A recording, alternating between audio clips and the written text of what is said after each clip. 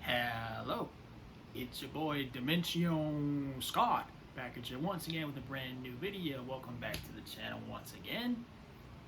This video and today's video, I've decided to do something much different from what I would normally do on this channel, when you guys normally will see me do. I'm giving you guys a brand new top 10 list. Movies to me that I find enjoyable, but others seem to really hate, despise, call the worst of the year, worst of all time. The hardest thing about making a movie is you can't always please everyone with this same thing. No matter what you're going to tell, what you're going to do with it, there's a side fan base who have their personal opinion, and it's all subjective. Everything that we watch is subjective. Let's get started with some honorable mentions. Eternals, Transformers: Age of Extinction. This was the first Blu-ray I ever pulled the trigger on a couple of years ago, and there have been some guilty pleasures for me. The first Venom, Star Wars: The Last Jedi, the one that critics loved, but audiences had a much different point of view. And so a lot of it was tried to be fixed with The Rise of Skywalker.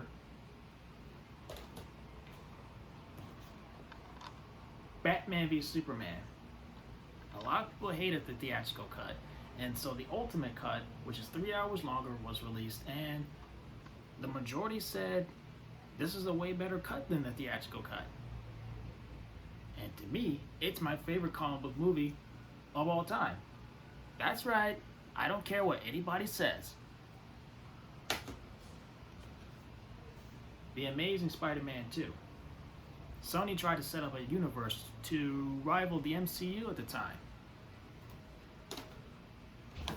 And Black Widow. This is the most criticized MCU movie so far in the current phase of the MCU. And this current phase of MCU movies are dividing MCU fans. Okay, those were my personal honorable mentions, and we're gonna get to the main 10 over here. We're about to see shortly. Okay, at number 10, the first Suicide Squad movie. When this movie was coming out, I heard they were going through reshoots and everything. Had to be due to a lot of reception because of Batman v Superman. We gotta make this movie a little lighter, okay? We gotta make this movie much lighter.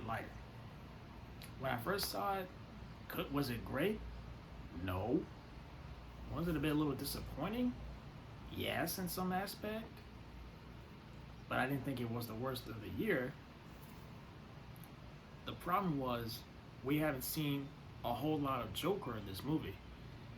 And now with the release of the Zack Snyder Justice League, I can see the same thing happening to this movie. Even though with the release of the second Suicide Squad movie, I watched this for the first time since that came out, and I kind of made up my mind about this. I actually kind of preferred this one better than the second one. I don't care if it's not PG-13. I mean, I don't care if it's not rated R.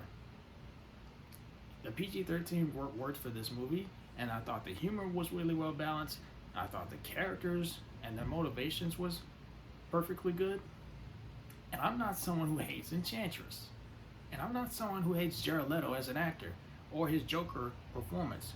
There was a lot of screen time left in this movie that we haven't seen yet from Jared Leto's Joker. And with Zack Snyder's Justice League, I see a lot of potential in releasing the original Ayer cut of Suicide Squad, David Ayer's Suicide Squad. and it was supposed to be much different from what we got in this, even if you watch the extended cut. For instance, the final battle was supposed to be different. Will Smith and Harley Quinn had a moment in this movie, and someone actually lived in this movie that was killed off in this version of the movie. And a Suicide Squad member was supposed to turn against the Suicide Squad while they were fighting Enchantress. So that sounds very interesting to me, and I would definitely like to see David Ayer's Suicide Squad put out, much like Zack Snyder's Justice League. Number 9, Morbius. This movie gets panned to hell by critics and even some audience alike, to where they refuse to watch a Marvel movie that was created by Sony and not Marvel Studios. And yet again, a lot of people have something against Jared Leto as an actor, or with his Joker, and now Morbius. The story in this movie was easy, simply to follow. Morbius is a doctor with a really bad disease and wants to help others from getting this really bad disease. And in order to cure himself, he uses some bat DNA. And this movie actually reminded me of some aspects of Batman Begins with the Christopher Nolan Dark Knight trilogy. I didn't go into this movie expecting knock it out of the park, the greatest thing ever by any means. It was entertainingly good for what it was. And yet, I am not a Jared Leto hater. I respect the dude as an actor, and I respect him at playing this Dr. Vampire. And I certainly did not have a logical issue with his Joker performances, especially at the end of Zack Snyder's Justice League. And we have yet to see a fully fleshed out Joker performance of his, because there was a lot more screen time than he originally had in the original cut of Suicide Squad before everything changed. And yet again, because a lot of people heard so many bad things about this, they all refused to watch. But thankfully, I'm really strong enough to watch it and just make up my mind. I can't let bad reviews tell me this movie is terrible, you're not gonna like it. No. That is bull crap. You form your own opinion. Number 8. This one is a more fan service, more paid respect to the source material, who are big fans of the video games. And while I thought they did a really stunning job with it, others still found some serious problems, mistakes with it that seems different from the games. Resident Evil, Welcome to Raccoon City. They did pay a lot more respect to the video games if you play Resident Evil 1 and 2. But a lot of people said Leon's an idiot and he's an annoying person who doesn't know how to shoot a zombie, and he's a rookie. Let me tell you, Leon is a rookie, and he's not useless. He was a rookie in the video games. Sure, he wasn't acting like such an idiot that people like to call him in this movie, but he was not useless. The zombies' actions were there, and that's from me being a zombie fanatic who is so entertained by zombie movies. They did such a perfect job with casting Claire, and I think the other casts were fine.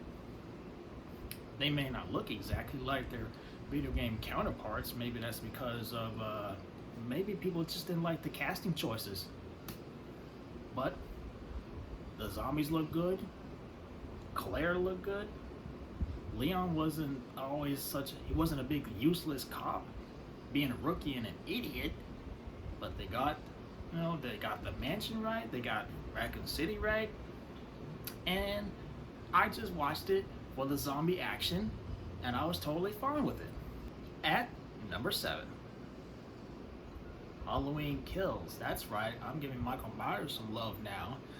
Now, this movie gets hate because The evil dies tonight has been spoken too much, and the mob tried to take out Michael Myers once and for all instead of Laurie Strode, who got stabbed from her last encounter with Michael Myers. Now, the reason why I enjoy this movie, Michael Myers, he escapes and continues on with his brutal killing spree that I have ever seen in a Halloween movie, with that really burnt up mask from escaping that trap inside of Laurie Strode's home. Michael Myers, played by James Drew Courtney from 2018, and in this, he looks like Michael Myers in this modern era. And not only that, this movie also returns several characters you might remember from the original movie, like Tommy, but not by the same actor. But thankfully they got the same actress who portrayed Lindsay from the original movie, and she's going to be back in that one, as well as James Drew Courtney as Laurie Strode, her granddaughter, and things are going to be taken much different. So that's kind of curious. It may divide some people, but I'm down for it. Michael Myers is my favorite horror icon, just going on killing sprees. I did not expect no big knockout of the story, and I understand Laurie Strode had to recover in the hospital. So I don't know what anyone was expecting from that stabbing when she was going to leave the hospital immediately and just go right after Michael. I think they're saving that for the upcoming Halloween ends. At number 6, X-Men Dark Phoenix. If you guys remember, I did a more reaction video to this movie. It is, in my opinion, a leaps and bounds better movie than people seem to make it out to be. The score is awesome. The cast are still as great as usual. And the story is, I find, entertaining. Probably a more better, entertaining Dark Phoenix storyline than what was in Last Stand, in my opinion. Jean Grey, she gets turned into the Phoenix because of a mission accident, and the X-Men must form together and face off one of their own teammates. And that's a good enough time for me. It's a dark movie. It's got great score. It got some solid action, and it's got some emotional moments. That's it for me.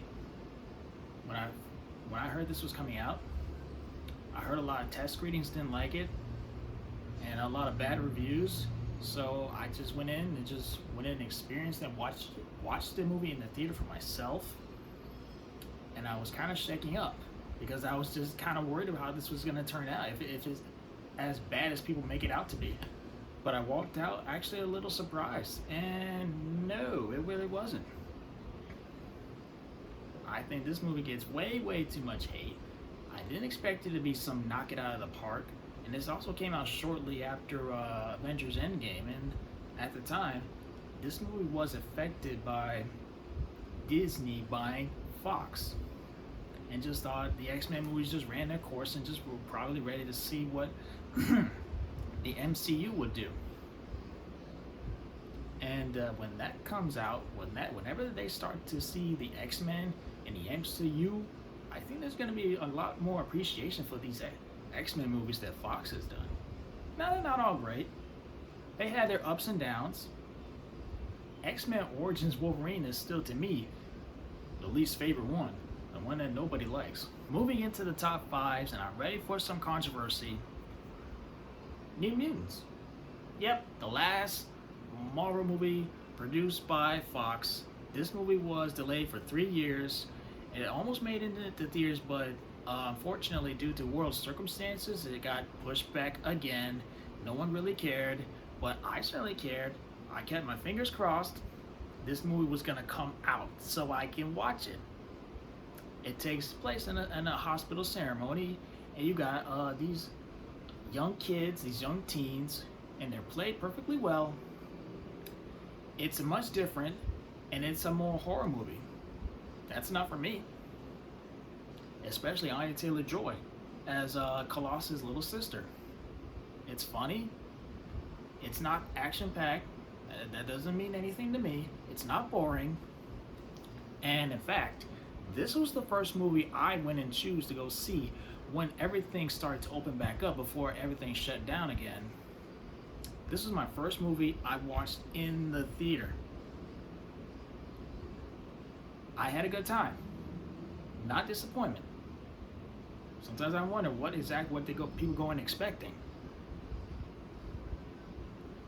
I like the horror vibe, and I like it just for what it was.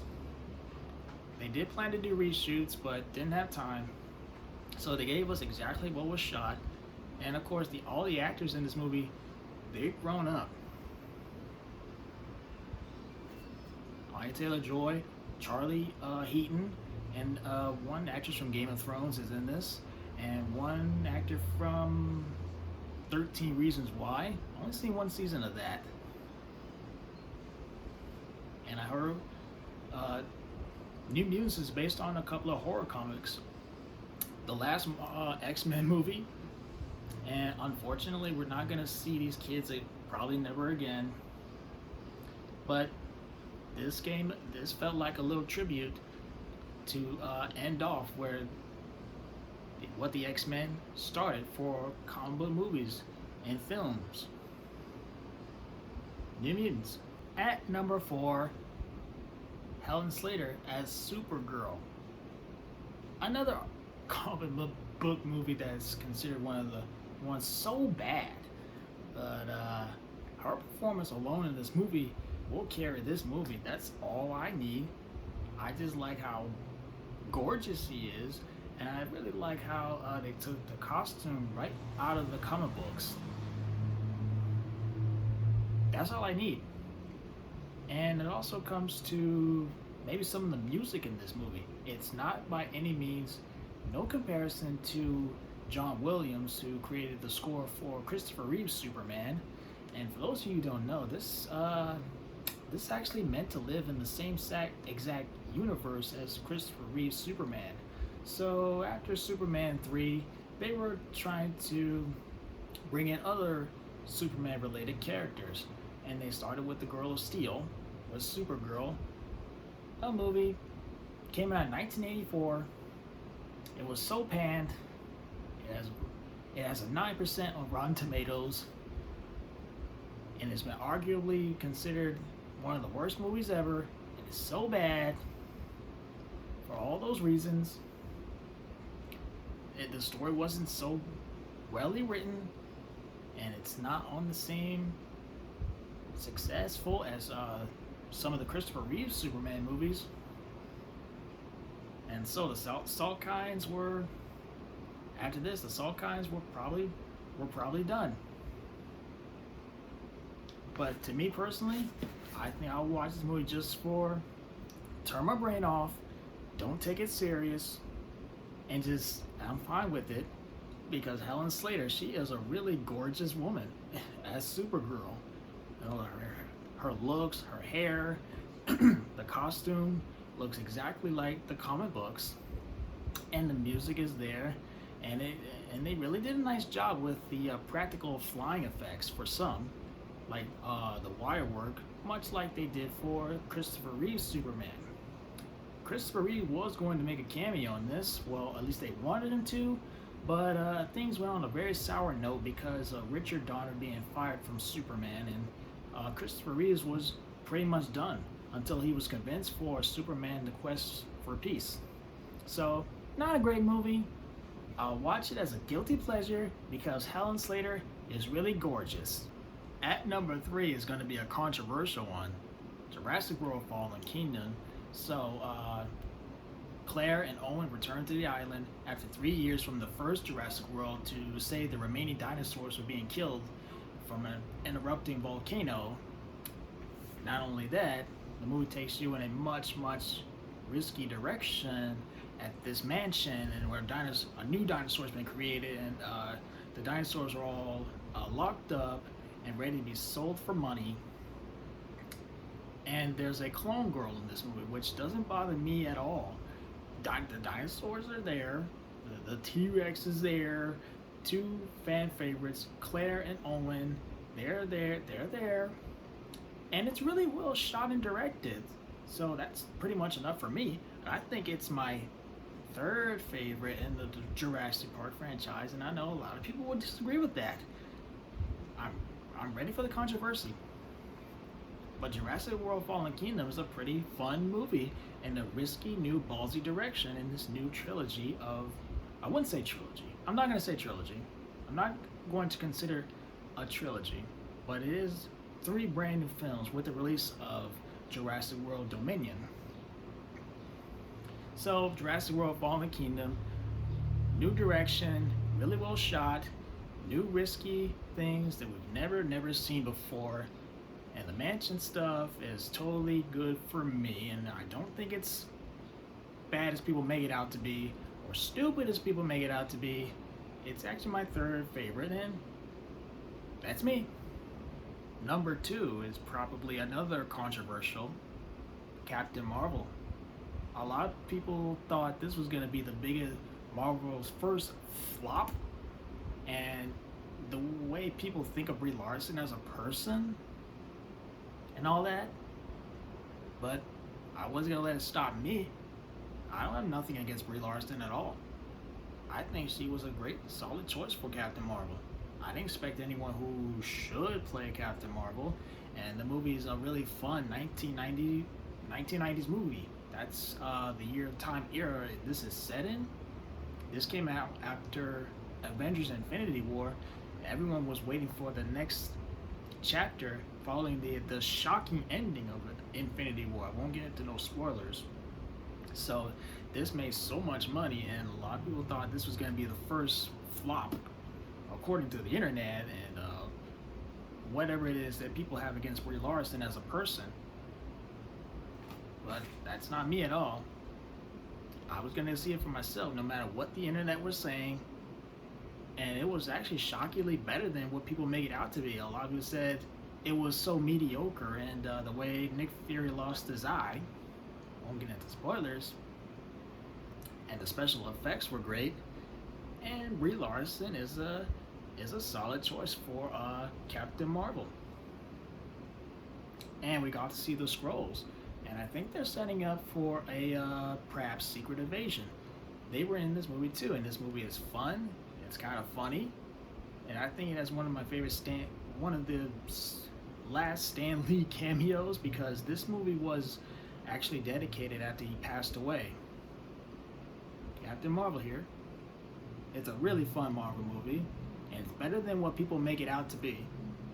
And I have nothing against Brie Larson's performance, and it's a fun 1990s movie. Okay, guys, we finally made it to my number one. Mortal Kombat 2021.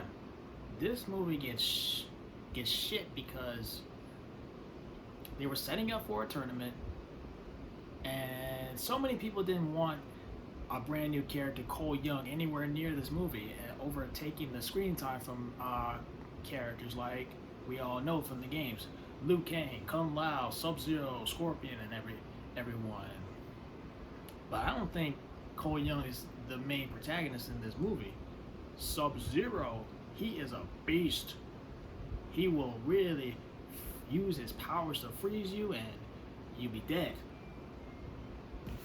And Cole Young, he does not take away the screen time from anybody in this movie.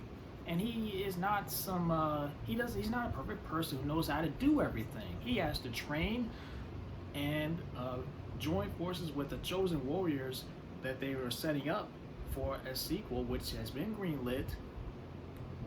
That will be more around the Mortal Kombat tournament. And unlike the original movie, that movie gets criticized. Don't get me wrong, love that movie very much, but the biggest negative criticisms about it is no blood or fatalities. This movie, on the other hand, definitely brings you blood and fatalities, and it is R-rated. So you play the Mortal Kombat games, you have blood and fatalities, and you really shouldn't be expecting some kind of a story just based on the tournament. I don't think Mortal Kombat does not exactly follow a tournament. I followed the continuity in the games for a long time. But Mortal Kombat is one of my favorite fighting game franchises of all time.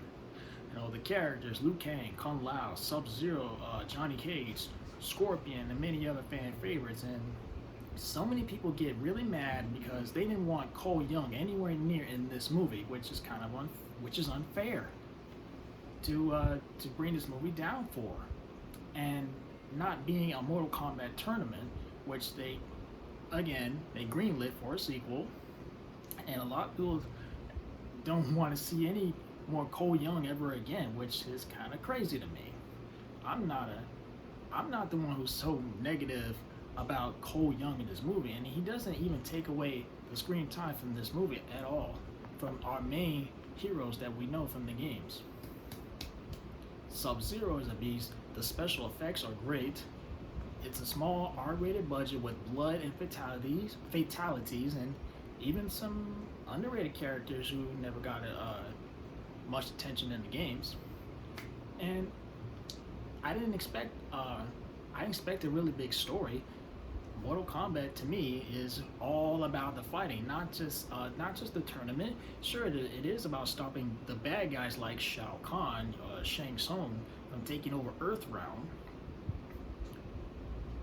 But this is a really fun R-rated movie that paid more respect to the source material, similar to what I said about Resident Evil, Welcome to Raccoon City.